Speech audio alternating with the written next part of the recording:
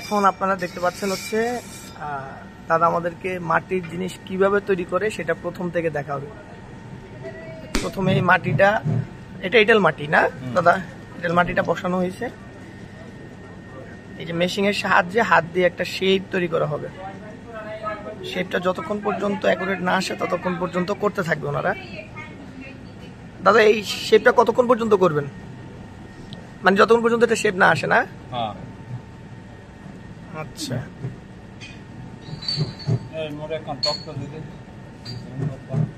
এই মেশিং এর সাহায্যে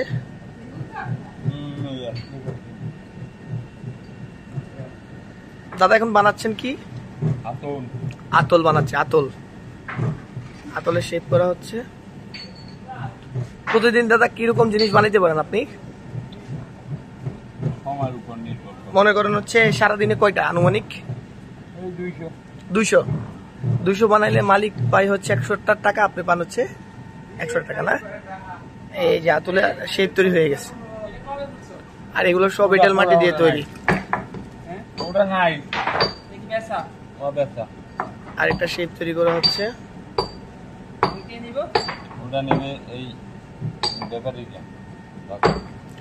দাদা যেমনটা বলতেছিলেন, উনি যদি হচ্ছে সারাদিনে 200টা তৈরি করতে পারেন, মালিক হচ্ছে 100 টাকা পান, আর হচ্ছে উনি বাকিগুলার টাকা পান আর কি বিক্রি করার পরে। তো সারাদিনে যখন মন চায় তিনি তখন ততটাই তৈরি করতে পারেন নিজের স্বাধীন মতো, যতক্ষণ ভালো লাগে বা মন চায় ওনার। এটা হচ্ছে আতল।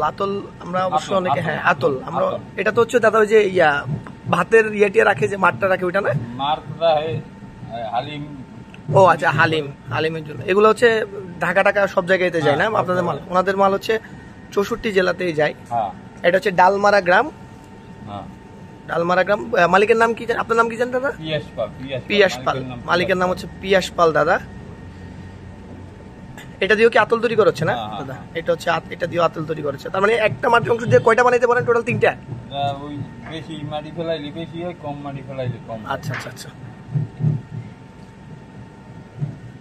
একটা সময় মৃৎশিল্প আমাদের ঐতিহ্য ছিল, এখনো আছে। এই পুরো গ্রামটাতেই পাল বংশের যারা আছে তারা সবাই এই পেশার সাথে জড়িত, এবং বংশ পরম্পরায় এই পেশাটা।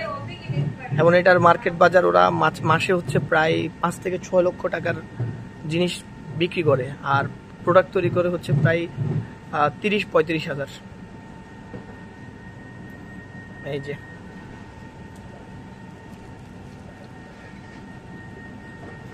দাদা, আপনাকে অনেক ধন্যবাদ দাদা।